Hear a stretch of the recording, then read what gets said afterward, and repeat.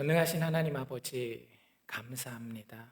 이 시간 주님께서 주의 택한 자들, 주의 사랑하는 자들, 주의 영광스러운 그 나라의 백성들 다시 한번 아무 자격 없지만 예수 그리스도의 보혈 의지하여 이 시간에 모여 예배하게 하여 주시니 감사합니다. 주님, 우리는 아무것도 아니고 당신이 우리의 모든 것입니다. 주님께 우리의 주권을 다 돌려드리니 주님께서 우리에게 말씀하실 때에 성령의 깨닫게 하심을 우리 체험하게 하여 주시고 그 가운데 아들을 사랑하며 아버지 앞에 더 나아가는 귀한 주의 사람들 다 되게 하여 주시옵소서. 이 모든 말씀 예수님의 이름으로 기도드리옵나이다. 아멘. 제가 노안이어서요. 안경을 좀 벗고 말씀을 전하도록 그렇게 하겠습니다.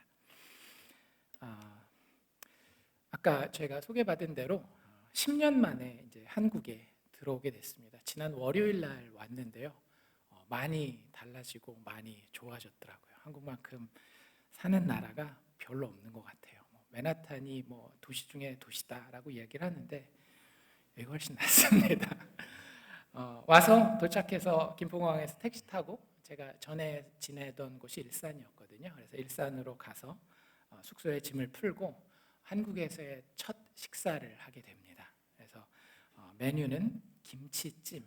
외국에도 한국 음식 다 있긴 합니다. 하지만 그래도 한국에서 한국 사람이 파는 그런 음식을 먹었는데 식사를 하던 중에 저는 이렇게 눈가에 이렇게 눈물을 닦게 됩니다. 이유는 다 아시겠죠? 아침에 발랐던 선크림이 매워가지고 눈물을 닦게 되었던 거예요.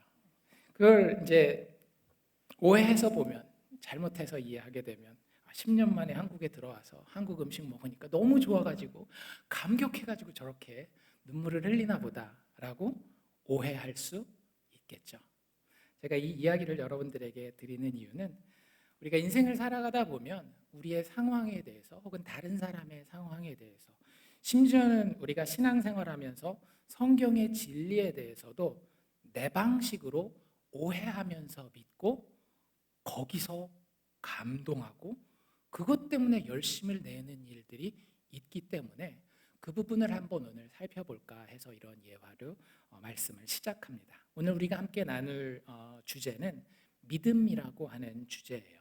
그래서 정말로 중요한, 우리 교회 다니는 사람들에게 중요한 주제인데 우리 구원의 근거가 되죠.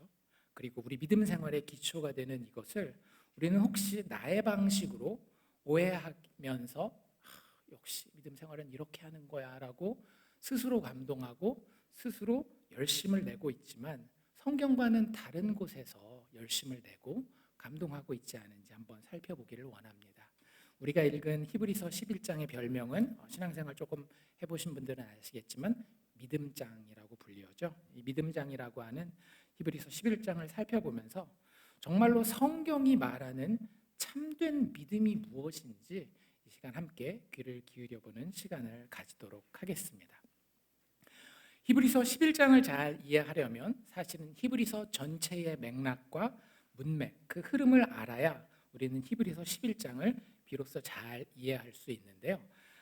히브리서는 우리가 이렇게 쭉 읽어보면 고난받고 핍박받는 성도들에게 쓰여진 편지라는 것을 알 수 있습니다. 그들이 참 힘든 삶을 살고 있었어요. 특별히 예수 믿기 때문에 그 신앙을 지키면서 사는 데에 세상 사람들은 겪지 않아도 되는 불편과 어려움과 핍박을 당하고 있었습니다. 얼마나 잘 이걸 당하고 있었을까요?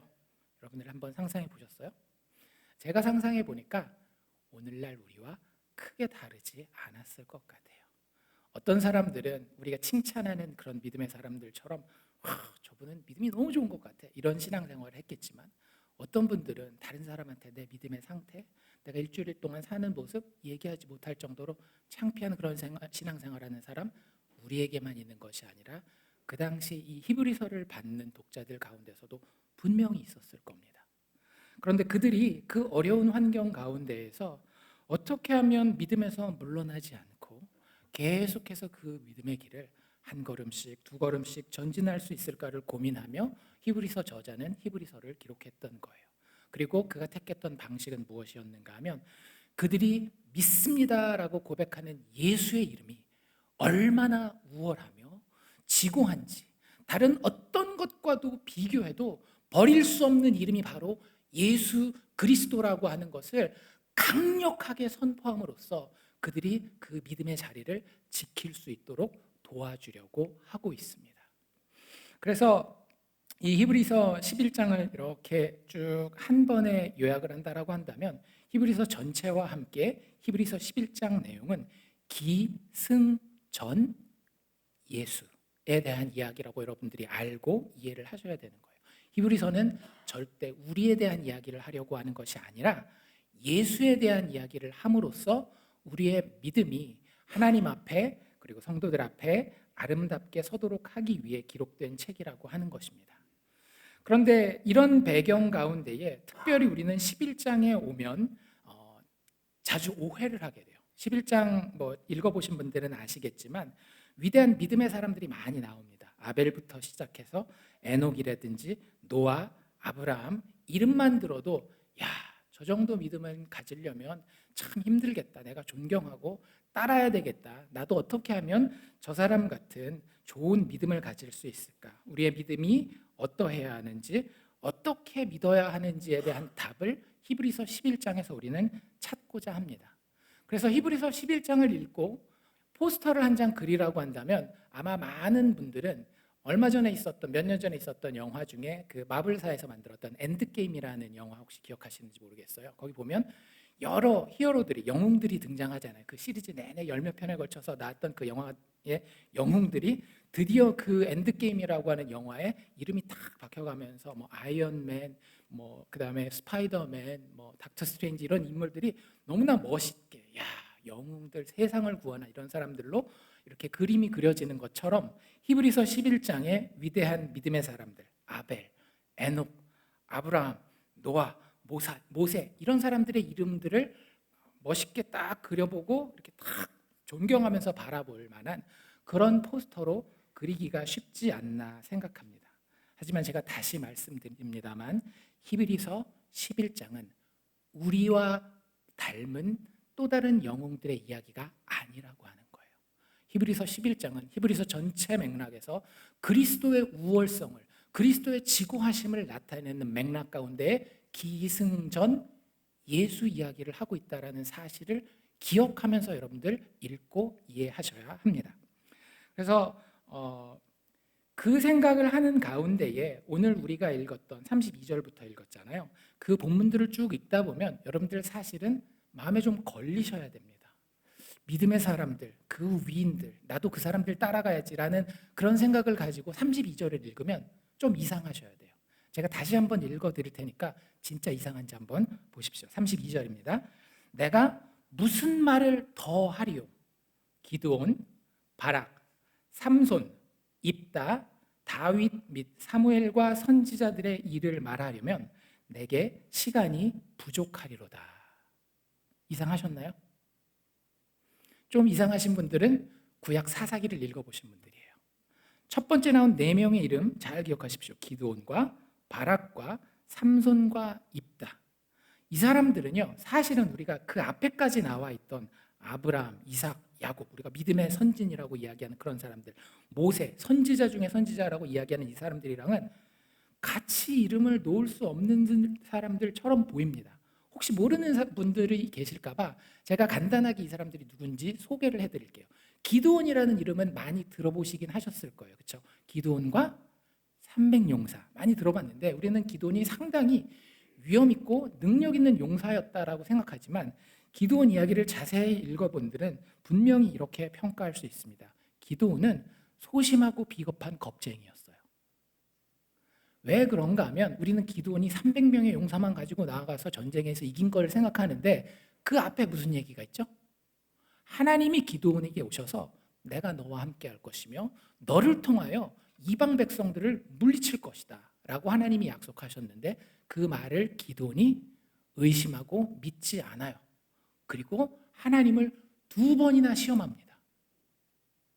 그러니까 우리가 생각하는 기드온의 300용사 이게 자기가 잘나서 하나님이 나에게 능력 주시면 내가 모든 것을 할 수 있습니다. 이런 상황에서 거기 나갔던 게 아니에요. 하나님을 테스트했는데 그것도 모자라서 한 번 더 테스트하고 그제서야 어쩔 수 없이 가서 하나님이 준비하신 300명의 용사를 데리고 가서 전쟁을 싸우게 됩니다. 그리고 그 싸움을 싸우는 과정도 보면 강자들한테 굉장히 약한 모습을 보이는 그런 비겁한 모습이 기도원에게 많이 보여요. 그리고 그 인생의 마지막에는 이스라엘 백성들이 우상을 숭배하게 되는 굉장히 큰 단초를 제공하고요. 가정생활도 별로 모범적이지 않았어요. 아내가 많았고 첩이 있어서 첩에게서 난 아들 때문에 그 이스라엘 사회가 내전에 가까운 살육을 겪게 되는 게 이 기드온이라고 하는 인물입니다. 바락이라고 하는 사람은 혹시 아시는지 모르겠는데 많이 익숙하지는 않지만 이 시대는 시대 자체가 많이 어두웠어요. 하나님께서 남성 리더십을 세우시기 원하셨지만 한 명도 발견되지 않아 유일하게 여자 사사가 다스리던 시대를 살았었던 사람이 이 바락이라고 하는 사람입니다. 그 당시에 사사는 드보라라고 하는 여자였고요. 하나님이 드보라를 통해서 바락을 같이 세워줍니다. 그래서 어떻게 해서든지 바락을 좀 세워주려고 전쟁에 나가서 싸우는데 바락, 당신이 하나님의 보내심 가운데 나아가서 하나님의 대적들과 싸워 승리를 쟁취하십시오 라고 이야기할 때 바락은 마치 이런 그림 있죠. 드보라의 치마끄댕이를 잡고 당신이 가지 않으면 나는 갈 수 없습니다 해서 그제서야 간신히 가는 사람이 바락이었어요. 얼마나 소심한 사람이었는지 모릅니다. 삼손은 또 어때요? 우리는 삼손하면 힘센 사람, 블레셋을 무찌른 영웅이라고 생각하는 사람은 성경 안 읽은 사람이죠.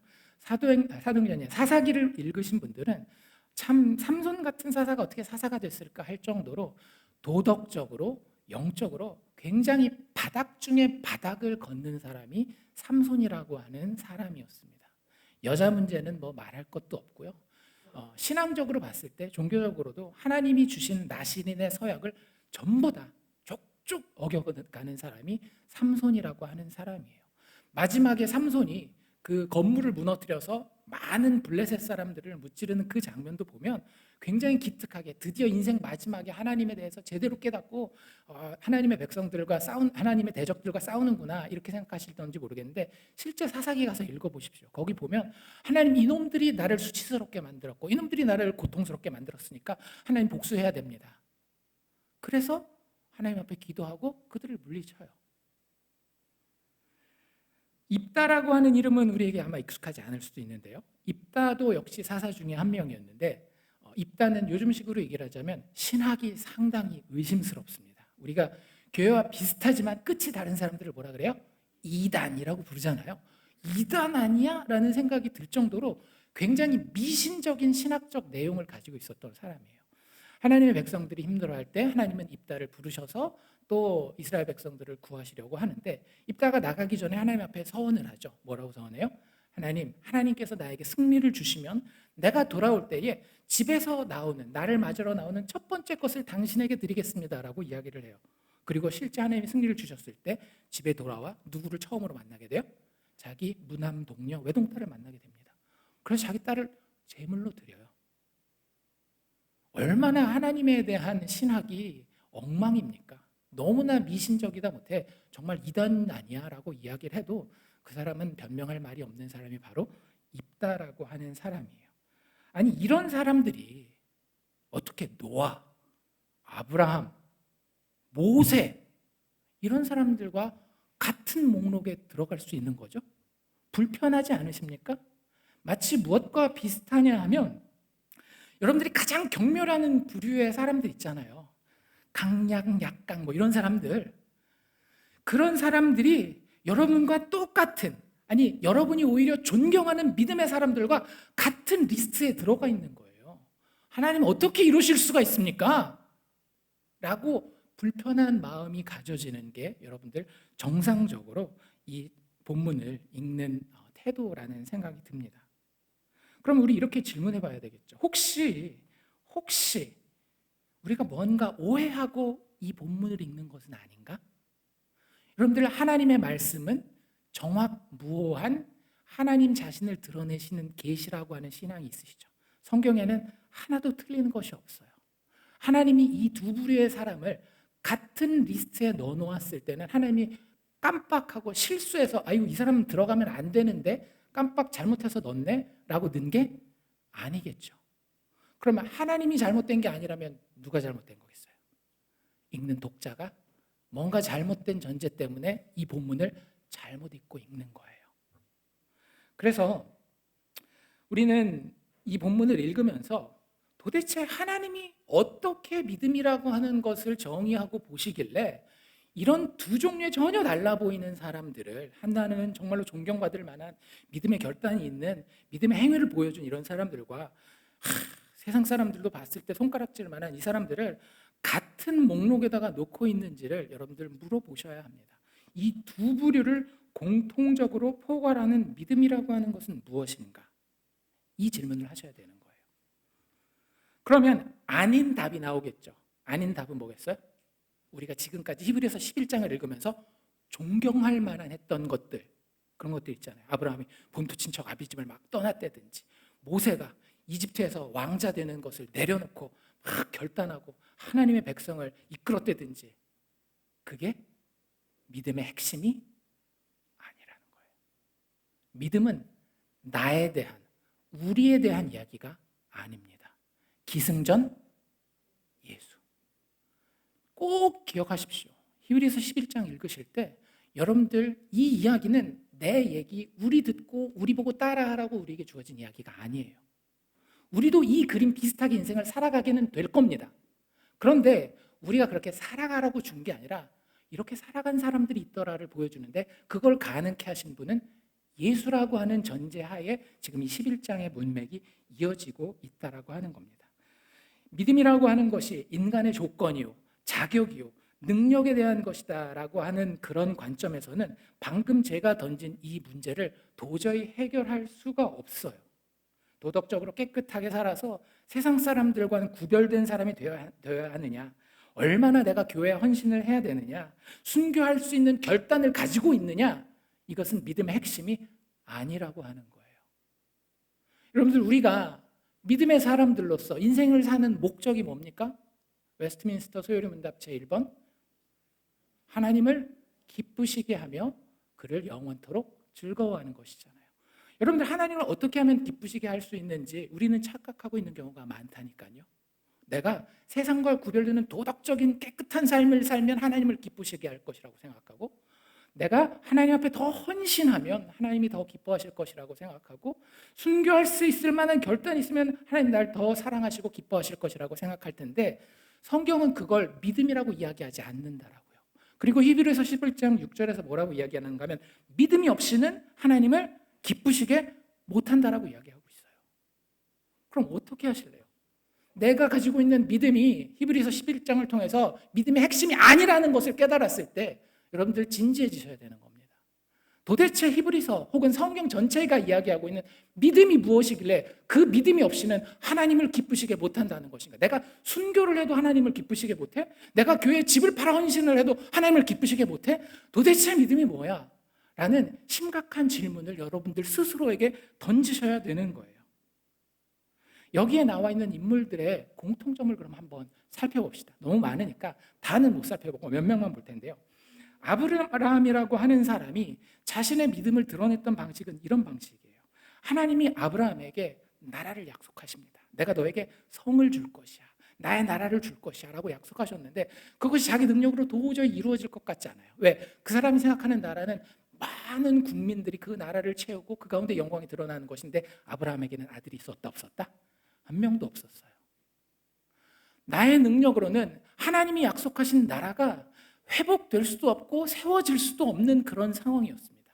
그런데 하나님이 그에게 너 할 수 없지? 근데 나는 할 수 있다. 그때 아브라함이 아내랑 어떻게 해요? 피식 웃어버리죠. 그래서 아들 이름이 뭐예요?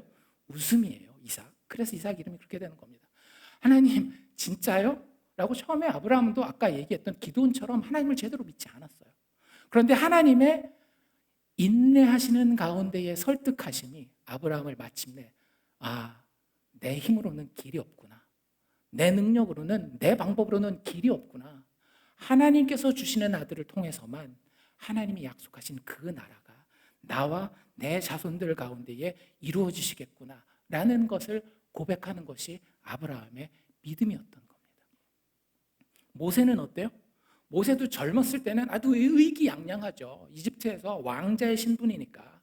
그래서 자기가 하고 싶은 대로 하다가 어머나 벌컥 걸리잖아요. 살인자로 몰려서 도망자로 여기저기 떠돌아다니는 그런 상태가 됩니다.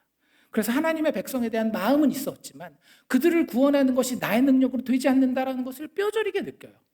그런데 하나님께서 불꽃나무 가운데에 나타나셔서 그에게 내가 그들을 구할 것이다.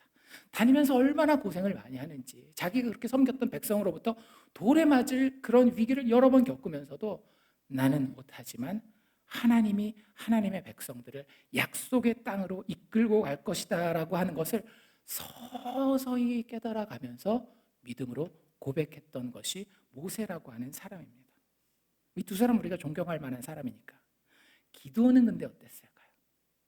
기드온 아까 되게 겁쟁이라 그랬잖아요. 소심하고 뭐 하려고 그러면 자기 그 추수하는 것도 자기 대적이 와서 뺏어갈까 봐 저 구석탱이에 숨어가지고 그거 하다가 하나님 만난 거거든요.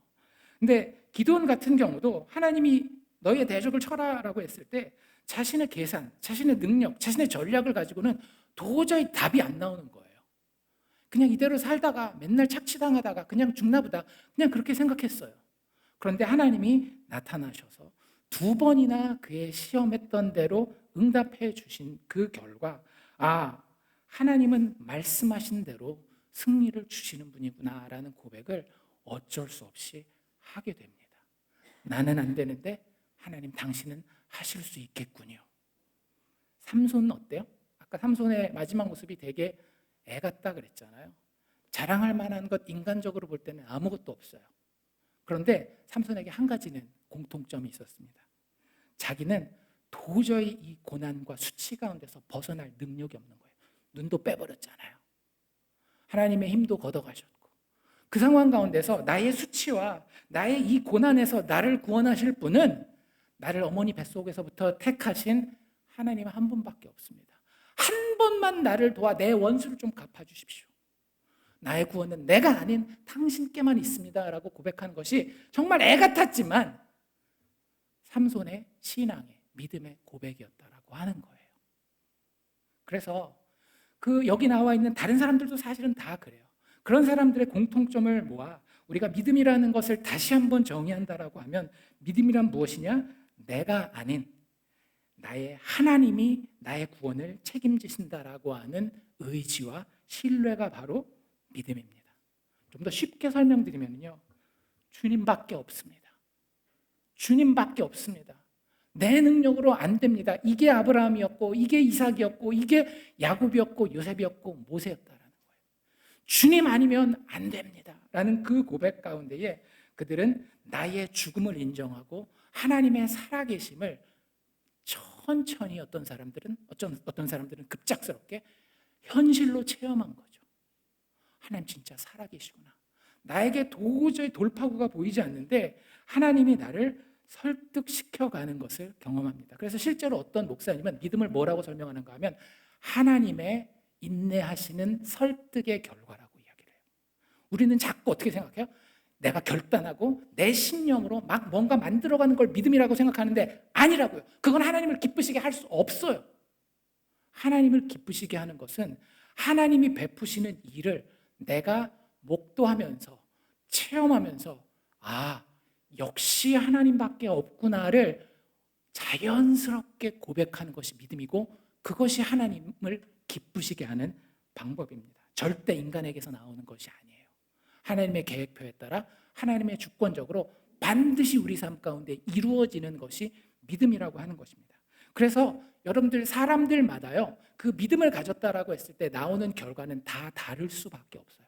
어떤 사람들은 굉장히 세상에서 도덕적으로도 칭찬받을 만한 모습의 믿음 생활을 하는 사람들도 있지만 어떤 사람들은 되게 부끄럽지만 하나님이 기뻐하실 만한 그런 믿음을 가진 사람들도 있는 거예요. 중요한 것은 세상의 도덕 기준이 아니라 우리의 마음이 하나님을 신뢰할 수밖에 없는 상황에 있는지 없는지가 훨씬 더 중요하다고 하는 겁니다. 그런 의미에서 믿음은 내가 할 수 있는 것이 아닌 오직 성령에 의해서만 가능한 하나님의 선물이라고 하는 거죠. 그래서 에베소서 2장 8절에서 사도 바울은 이렇게 이야기를 합니다. 너희는 그 은혜에 의하여 믿음으로 말미암아 구원을 받았으니 이것은 너희에게서 난 것이 아니요 하나님의 선물이라. 행위에서 난 것이 아니니 이는 누구든지 자랑하지 못하게 함이라. 여러분들 스스로를 한번 점검해 보십시오. 여러분들 믿음 때문에 자랑하십니까? 안 하십니까? 이걸 이렇게 질문하면 교회 다니시는 분들은 다 착해서 대부분 답이 뭐겠어요? 자랑 안 하죠. 그런데 여러분들이 자랑하는지 안 하는지를 제가 정확하게 판단할 수 있는 방법을 알려드릴게요. 다른 사람의 신앙이 야, 교회 다니는 놈이 왜 저래? 저렇게 거짓말하고 교회 다니는 놈이 왜 저래? 기도도 안 하고 교회 다니는 사람이 왜 저래? 사업하는 모습이 왜 저 모습이야?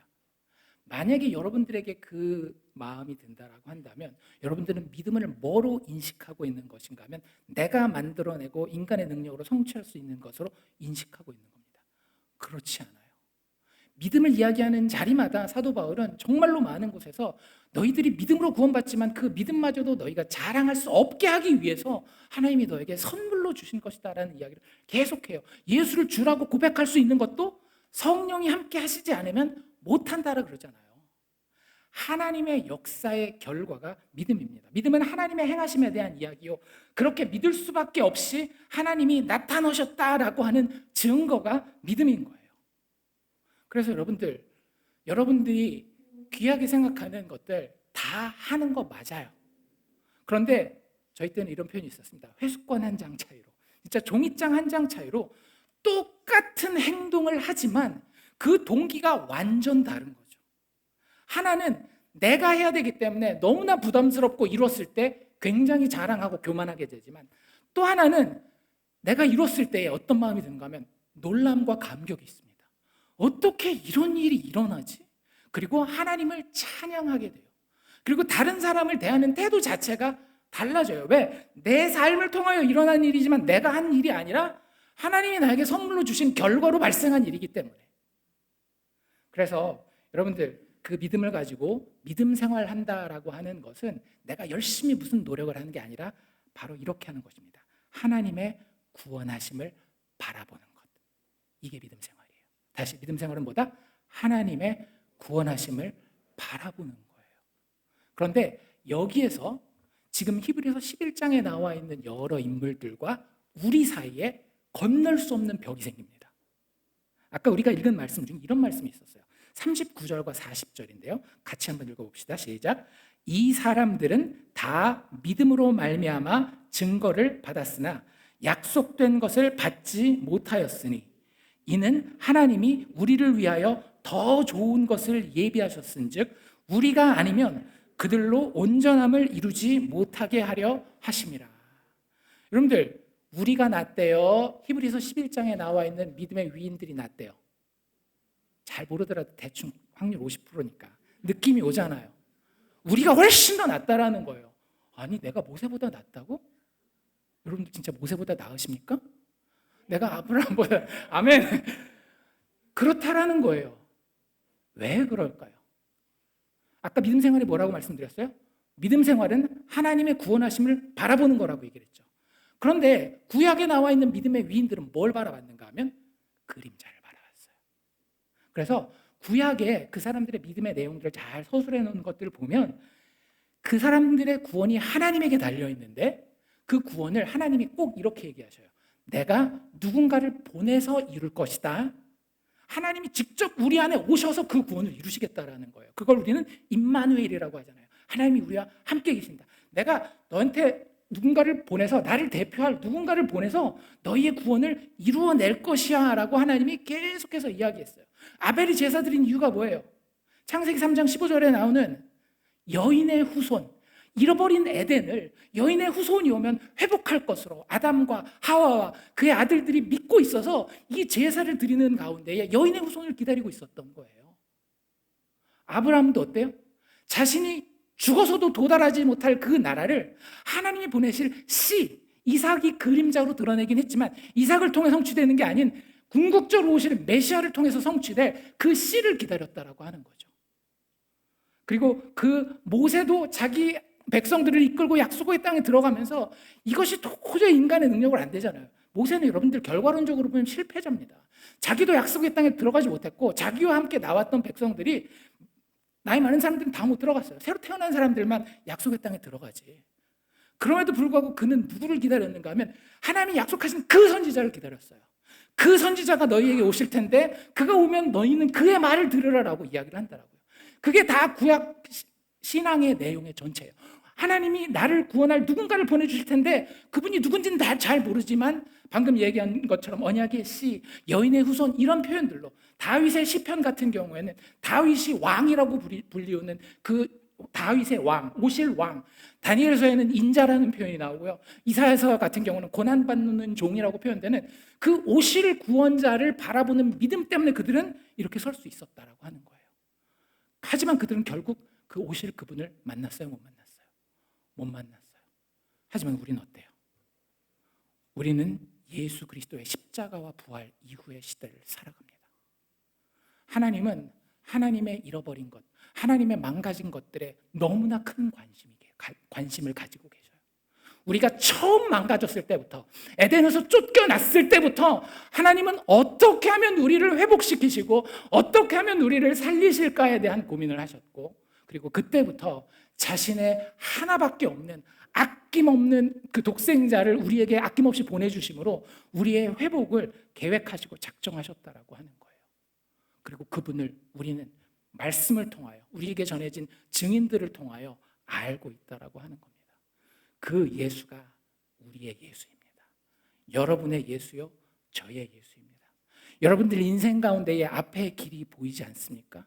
구원이라는 거창한 단어 쓰지 말고 내 인생에 도저히 돌파해 나아갈 수 없는 난관들이 여러분들을 가로막고 있습니까? 여러분들 그 난관마저도 사실은 그림자예요. 우리의 진짜 난관은 어디에 있는가 하면 하나님 앞에 나아가지 못하는 데 있는 겁니다.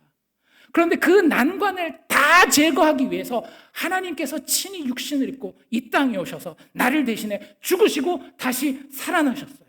여러분들 죽을 것 같이 힘드십니까? 그 죽음을 이기고 일어나신 분이 우리의 그리스도 예수이십니다. 그래서 히브리서 11장은요 40절까지만 읽으면 안 돼요. 히브리서, 그러니까 성경의 장절 있잖아요. 장절 구분은 원래 성경이 처음 원문으로 쓰여질 때는 기록되어 있지 않았습니다. 나중에 후대에 이게 이제 서로 찾고 예배드리는 예식에 필요하기 때문에 집어넣은 거지. 만약에 히브리서를 제대로 분할해서 읽는다라고 한다면 히브리서는 11장 1절에서 시작해서 최소한 12장 2절까지는 읽어야 돼요. 왜? 기승전 예수에 대한 이야기니까. 이 앞에 나왔었던 아브라함, 이삭, 야곱, 모세 이런 사람들은 다 우리가 바라봐야 되는 대상이 아니라 우리랑 똑같이 누군가를 바라보고 있었던 대상이라고요. 그런데 그게 누구다? 예수 그리스도라고 하는 거예요. 그렇기 때문에 히브리서 저자가 12장으로 넘어와서 자신 있게 이렇게 이야기할 수 있는 겁니다. 믿음의 주요 온전케 하시는 이인 예수를 바라보자. 구약 사람들은 그것을 그림자로서 바라봤지만 우리는 지금도 살아 역사하시는 성령의 사역 가운데에 부활하신 예수를 실체로 체험하면서 살아가는 사람들인 거예요. 여러분들 이랬을 때에 우리가 신앙적으로 힘을 얻을 수 있지 않겠습니까? 여러분들 교회 강단에서 혹은 믿음의 사람들끼리 야, 너 예수 믿는 사람들이 술 담배도 못 끊고 너 예수 믿는 사람들이 그게 삶이 그렇게 게을르고 막 그래서 그러면은 그 얘기 들으면 여러분들 정말로 그 사람이 성장할까요? 해요. 일반 은총이라는 게 있기 때문에 어느 정도 합니다. 근데 한계라는 것이 있어요. 인간 능력에 한계라는 것이 있습니다. 그것을 경험하게 될 때 결국 하나님 우리에게 깨닫게 하시는 건 무엇인가 하면 너 그 상황에서 너를 구원할 수 있어? 한 그 질문을 우리에게 던지시는 거예요. 그때 우리의 답은 무엇이어야 합니까? 하나님 나는 나를 구원할 수 없습니다. 그런데 예수가 계시는군요. 다행히도 내가 믿는 내 믿음의 대상이 내가 아니라 예수시군요. 약속한 대로 오셨고 나를 위하여 죽으셨고 죽음마저 이기고 다시 살아나신 나를 사랑하기 위해 든든하게 지금도 성령 가운데 역사하시는 당신이 내 믿음의 주인공이시군요. 그래서 이 사람들이 나라를 이기기도 하고 강하게 되기도 하며 시련을 받기도 하고 어려움을 당하고 죽임을 당하기도 한 거예요. 다 그림이 다르잖아요. 그렇죠? 항상 믿는다고 막 승리하고 잘 되고 성공하고 이런 거 아니라고요. 그런데 공통점은 뭐라고요? 다 예수 바라봤고 예수께서 작정하신 대로 그 인생을 만들어 가고야 마신다라는 거예요. 나는 실패하지만 예수는 절대 실패하시지 않으십니다. 그게 히브리서 11장이 우리에게 던지는 믿음에 대한 메시지예요. 우리의 믿음 생활이 그래야 합니다. 자꾸 우리의 옛사람의 잘못된 사고 방식을 바꿔야 되는 거예요. 하나님의 일을 한다, 뭘 한다 하면 내가 노력하고 내가 헌신하고 내가 결단하고 이런 거 생각해요. 하나님이 그렇게 만드셔요. 그거 하지 말라는 얘기가 아니라 하나님이 그렇게 만드십니다.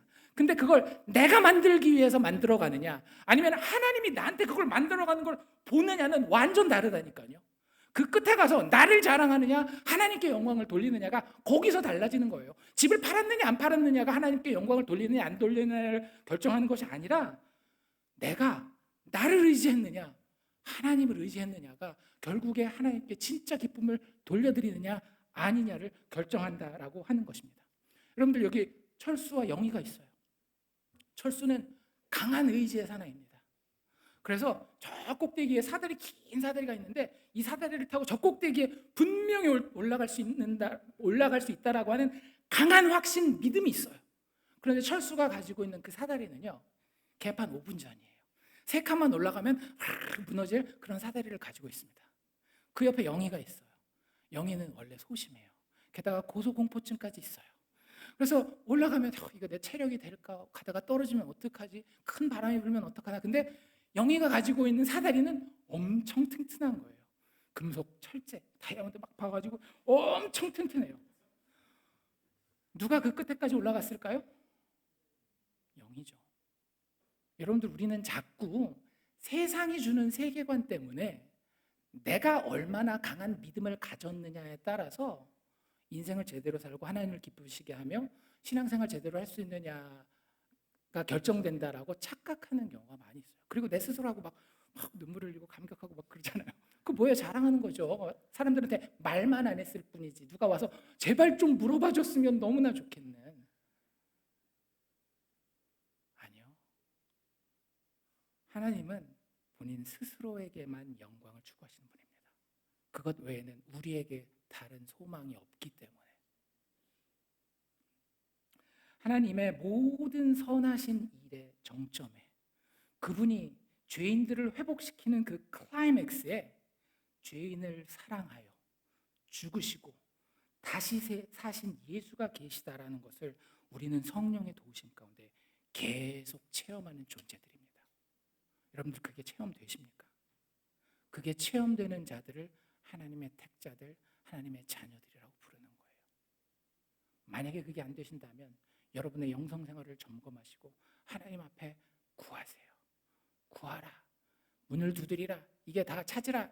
다른 거 하라는 얘기가 아니라 누가복음에 보면 정답이 나와 있어요. 너희가 그렇게 구하면 너에게 좋은 것을 주실 텐데 그 좋은 게 뭐예요? 성령을 너에게 주실 텐데 성령이 여러분들에게 마음에 막 장풍 쏘고 그런 게 아니라 성령은 부활하신 예수를 오늘 나의 현실에서 실제로 체험하게 하시는 영이 성령입니다. 와, 예수가 나를 사랑하시는구나. 와, 예수가 지금도 나를 붙들고 계시구나. 와, 나는 죽을 것 같은데 예수는 부활의 생명을 가지고 내 인생을 계획하고 계시는구나. 얼마나 좋습니까? 그러니까 이 히브리서를 읽는 독자들이 위로를 받을 수 있는 거예요.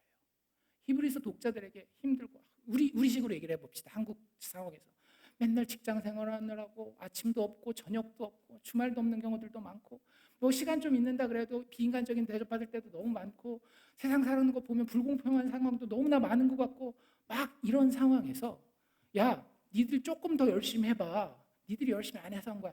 물론 아까도 말씀드린 것처럼 일반 은총 측면에서 그거 하면 조금은 도움이 될 수는 있어요. 근데 반드시 꺾어진다니까요.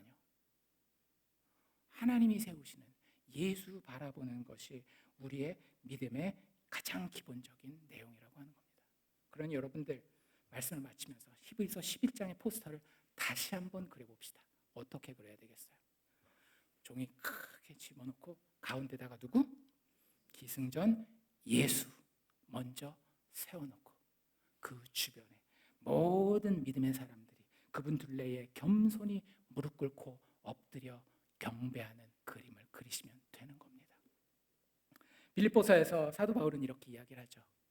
이러므로 하나님이 그를 지극히 높여 모든 이름 위에 뛰어난 이름을 주사 하늘에 있는 자들과 땅에 있는 자들과 땅 아래에 있는 자들로 모든 무릎을 예수의 이름에 꿇게 하시고 모든 입으로 예수 그리스도를 주라 시인하여 하나님 아버지께 영광을 돌리게 하셨느니라.